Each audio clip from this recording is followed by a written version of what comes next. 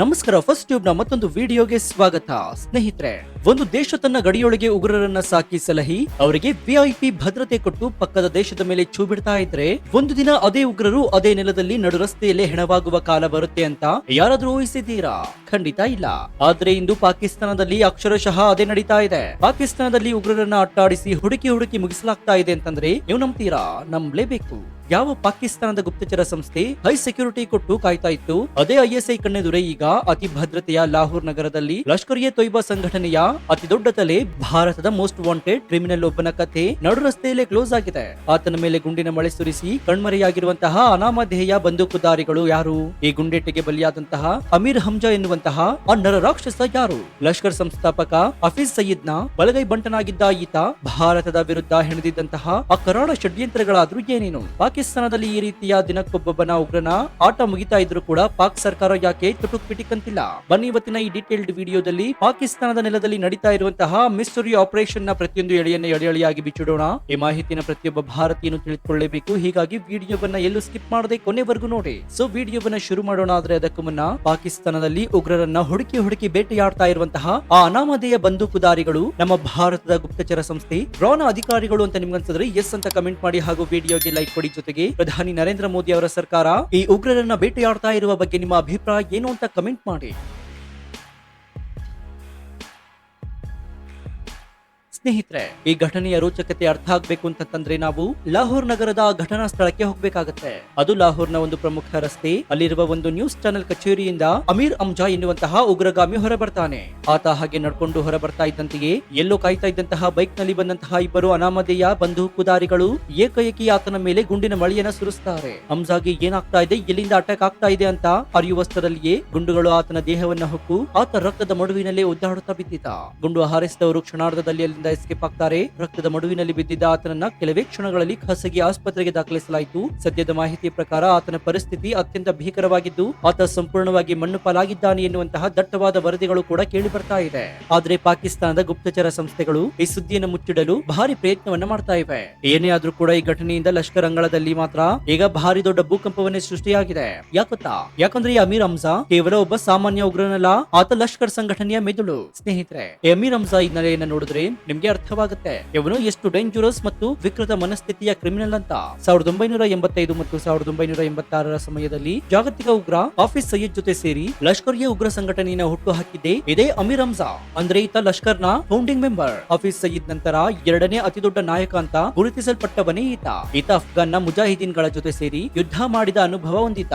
ಆನಂತರ ತನ್ನ ಇಡೀ ಫೋಕಸ್ ಅನ್ನ ಭಾರತದ ವಿರುದ್ಧ, ವಿಶೇಷವಾಗಿ ಕಾಶ್ಮೀರದ ವಿರುದ್ಧ ವಿಷಕಾರಲು ಶುರು ಮಾಡ್ತಾನೆ. ಹಮ್ಜಾ ಕೇವಲ ಗನ್ನನ್ನ ಹಿಡಿತಾ ಇದ್ದವನಲ್ಲ, ಬದಲಾಗಿ ಯುವಕರ ಮೆದುಳಿಗೆ ವಿಷ ತುಂಬುತ್ತಾ ಇದ್ದವನು. ತನ್ನ ಭಾಷಣಗಳ ಮೂಲಕ ನೂರಾರು ಮುಗ್ಧ ಯುವಕರನ್ನ ಬ್ರೈನ್ ವಾಶ್ ಮಾಡಿ ಆತನನ್ನ ಆತ್ಮಹತ್ಯಾ ದಾಳಿಕೋರರನ್ನಾಗಿ ಪರಿವರ್ತಿಸಿದ ಕುಖ್ಯಾತಿ ಈತನದ್ದು. ಇದಷ್ಟೇ ಅಲ್ಲ, ಲಷ್ಕರ್ನ ಅಧಿಕೃತ ಪತ್ರಿಕೆಯ ಸಂಪಾದಕನಾಗಿ ಕೆಲಸ ಮಾಡ್ತಾ ಇದ್ದಂತಹ 10 ಪುಸ್ತಕಗಳನ್ನ ಬರೆಯುವ ಮೂಲಕ ಇಡೀ ಪಾಕಿಸ್ತಾನದಲ್ಲಿ ಉಗ್ರವಾದದ ಬೀಜವನ್ನ ಬಿತ್ತಿದ ಕಿರಾತಕ ಈತ. ಅಮೀರ್ ಹಮ್ಜಾನ ಕ್ರೌರ್ಯ ಕೇವಲ ಭಾರತಕ್ಕೆ ಮಾತ್ರ ಸೀಮಿತವಾಗಿರಲಿಲ್ಲ, ಇಡೀ ವಿಶ್ವಕ್ಕೆ ಈತನ ಅಸಲಿ ಮುಖ ಗೊತ್ತಿತ್ತು. ಅದಕ್ಕಾಗಿ ಅಮೆರಿಕದ ಟ್ರೆಜರಿ ಇಲಾಖೆ ಈತನನ್ನ ಗ್ಲೋಬಲ್ ಟೆರರಿಸ್ಟ್ ಅಂತ ಘೋಷಿಸಿ ಆತನ ಮೇಲೆ ಭಾರಿ ನಿರ್ಬಂಧವನ್ನ ಹೇರಿತ್ತು. ಲಷ್ಕರ್ನ ಕೇಂದ್ರ ಸಮಿತಿಯಲ್ಲಿ ಪ್ರಬಲ ಸದಸ್ಯನಾಗಿದ್ದ ಹಮ್ಜಾ ವಿದೇಶಗಳಿಂದ ಉಗ್ರ ಚಟುವಟಿಕೆಗಳಿಗೆ ಹವಾಲಾ ಮೂಲಕ ಹಣ ಸಂಗ್ರಹಿಸುವುದು ಮತ್ತು ಜೈಲಿನಲ್ಲಿರುವಂತಹ ಉಗ್ರರನ್ನ ಬಿಡಿಸಲು ಸಂಧಾನ ಮಾಡುವುದರಲ್ಲಿ ಎಕ್ಸ್ಪರ್ಟ್ ಆಗಿದ್ದ. 2002ರಲ್ಲಿ ಈತ ಬರೆದಂತಹ ಕಾಫಿಲಾ ದಾವತ್ ಔರ್ ಶಹಾದಾತ್ ಎಂಬಂತಹ ಪುಸ್ತಕ ಯುವಕರನ್ನ ಜಿಹಾದ್ ಹೆಸರಿನಲ್ಲಿ ವಿನಾಶದ ಹಾದಿಗೆ ತಳ್ಳುವ ಅತಿ ದೊಡ್ಡ ಮ್ಯಾನ್ಯುವಲ್ ಆಗಿ ಕೆಲಸ ಮಾಡ್ತಾ ಇತ್ತು. ಭಾರತದ ಜಮ್ಮು ಕಾಶ್ಮೀರದಲ್ಲಿ ನಡೆದಂತಹ ಎಷ್ಟೋ ಭೀಕರ ದಾಳಿಗಳ ಹಿಂದೆ ಈತನ ಪ್ರಚೋದನಕಾರಿ ಮಾತುಗಳು ಮತ್ತು ನೇರ ಸಂಚು ಇರುವುದು ತನಿಖೆಯಲ್ಲಿ 100ಕ್ಕೆ 100 ಸಾಬೀತಾಗಿದೆ. ಅಂತಹ ಒಬ್ಬ ಪ್ರಭಾವಿ ಮಾಸ್ಟರ್ ಮೈಂಡ್ ನ ಕಥೆ ಈಗ ಪಾಕಿಸ್ತಾನದ ಸುರಕ್ಷಿತ ನೆಲದಲ್ಲಿ ಮುಗಿದಿದೆ ಅಂತಂದ್ರೆ ಅಲ್ಲಿನ ಉಳಿದ ಉಗ್ರಗಾಮಿಗಳಿಗೆ ಅಕ್ಷರಶಃ ನಡುಕ ಶುರುವಾಗಿದೆ. ನಮ್ಮನ್ನು ಯಾವ ಟೈಮ್ ನಲ್ಲಿ ಯಾವಾಗ ಯಾರು ಬಂದು ಹೊಡಿತಾರೋ ಅನ್ನೋ ಭೀತಿ ಅವರಲ್ಲಿ ಮನೆ ಮಾಡಿದೆ.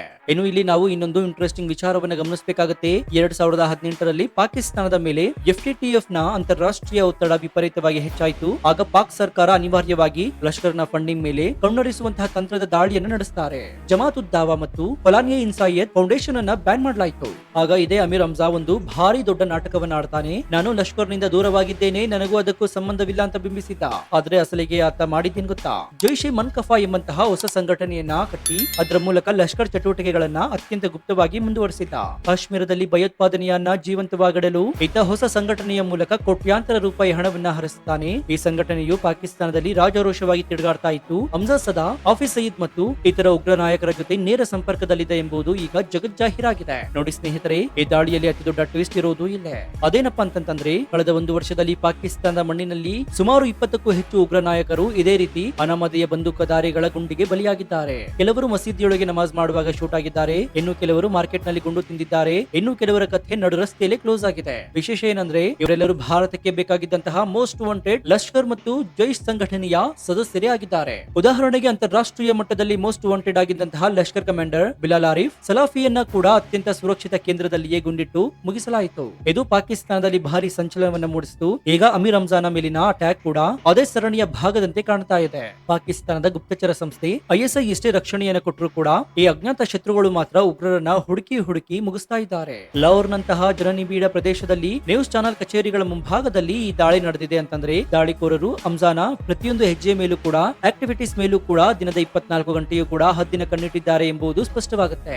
ಇನ್ನು ಲಷ್ಕರ್ನಂತಹ ಬೃಹತ್ ಸಂಘಟನೆಯನ್ನ ಕಟ್ಟಿ ಅದಕ್ಕೆ ಐಡಿಯಾಲಜಿ ಕೊಟ್ಟಿದ್ದಂತಹ ನಾಯಕನೇ ಈ ರೀತಿ ಗುಂಡೇಟು ತಿಂದು ಬಿದ್ದಿರುವುದು ಇಡೀ ಉಗ್ರಗಾಮಿ ಜಗತ್ತಿಗೆ ಒಂದು ಅತಿ ದೊಡ್ಡ ಎಚ್ಚರಿಕೆಯ ಗಂಟೆಯಾಗಿದೆ. ಕಾಶ್ಮೀರದಲ್ಲಿ ಶಾಂತಿ ಕದ್ದಡಲು ಯತ್ನಿಸಿದ್ದವರಿಗೆ ಅವರದೇ ಭಾಷೆಯಲ್ಲಿ ಉತ್ತರ ಸಿಗ್ತಾ ಇದೆ ಎನ್ನುವ ಚರ್ಚೆಗಳು ಈಗ ಸೋಷಿಯಲ್ ಮೀಡಿಯಾದಲ್ಲಿ ಜೋರಾಗಿವೆ. ಹಾಫಿಜ್ ಸಯೀದ್ ಈಗಾಗಲೇ ಜೈಲಿನಲ್ಲಿದ್ದಾನೆ. ಈಗ ಆತನ ಬಲಗೈ ಬಂಟನಾಗಿದ್ದಂತಹ ಹಮ್ಜಾನ ಆಟವೂ ಕೂಡ ಮುಗಿದಿದೆ ಅಂತಂದ್ರೆ, ಲಷ್ಕರ್ ಸಾಮ್ರಾಜ್ಯದ ಅಡಿಪಾಯ ಈಗ ಸಂಪೂರ್ಣವಾಗಿ ಕುಸಿದು ಬಿದ್ದಿದೆ. ಆದ್ರೆ ಪಾಕಿಸ್ತಾನ ಸರ್ಕಾರ ಮಾತ್ರ ಈ ಘಟನೆಯ ಬಗ್ಗೆ ತುಟುಕ್ ಬಿಟ್ಟಿಕಂತಿಲ್ಲ. ಯಾಕಂದ್ರೆ ಅಮೀರ್ ಹಮ್ಜಾನ್ ಅಂತಹ ಗ್ಲೋಬಲ್ ಟೆರರಿಸ್ಟ್ ಗೆ ನಾವು ರಕ್ಷಣೆಯನ್ನು ನೀಡ್ತಾ ಇರುವುದು ಜಗತ್ತಿಗೆ ಅಧಿಕೃತವಾಗಿ ಗೊತ್ತಾದರೆ ಪಾಕಿಸ್ತಾನದ ಮೇಲೆ ಮತ್ತೆ FATF ನ ನಿರ್ಬಂಧಗಳ ತೂಗುಗತಿ ತೂಗುತ್ತೆ. ದೇಶದ ಆರ್ಥಿಕತೆ ಮೊದಲೇ ಭಿಕ್ಷಾ ಪಾತ್ರೆಯನ್ನ ಹಿಡಿದಿದೆ. ನಿರ್ಬಂಧ ಬಿದ್ದರೆ ಪಾಕಿಸ್ತಾನ ಸಂಪೂರ್ಣವಾಗಿ ದಿವಾಳಿಯಾಗುತ್ತೆ. ಅದಕ್ಕಾಗಿಯೇ ಇನ್ನೊಂದು ಗ್ಯಾಂಗ್ ವಾರ್ ಅಥವಾ ವೈಯಕ್ತಿಕ ದ್ವೇಷ ದಾಳಿ ಅಂತ ಬಿಂಬಿಸಲು ಪಾಕಿಸ್ತಾನದ ಪೊಲೀಸರು ಮತ್ತು ಸರ್ಕಾರ ಹತಾಶ ಪ್ರಯತ್ನವನ್ನು ಮಾಡ್ತಾ ಇದೆ. ಆದ್ರೆ ಭದ್ರತಾ ತಜ್ಞರ ಪ್ರಕಾರ ಇದು ಪಾಕಿಸ್ತಾನದ ಮಣ್ಣಲ್ಲಿ ನಡೆಯುತ್ತಿರುವಂತಹ ಅತಿ ದೊಡ್ಡ ಸೈಲೆಂಟ್ ಕ್ಲೀನ್ ಅಪ್ ಆಪರೇಷನ್. ಯಾರೇ ದಾಳಿ ಮಾಡಿರಲಿ, ಭಾರತದ ನೂರಾರು ಅಮಾಯಕರ ರಕ್ತ ಹರಿಸಲು ಕಾರಣವಾಗಿದ್ದಂತಹ ಉಗ್ರನಿಗೆ ಈಗ ತಕ್ಕ ಶಾಸ್ತಿಯಾಗಿದೆ ಎಂಬುದಂತೂ ಅಕ್ಷರಶಃ ಸತ್ಯ.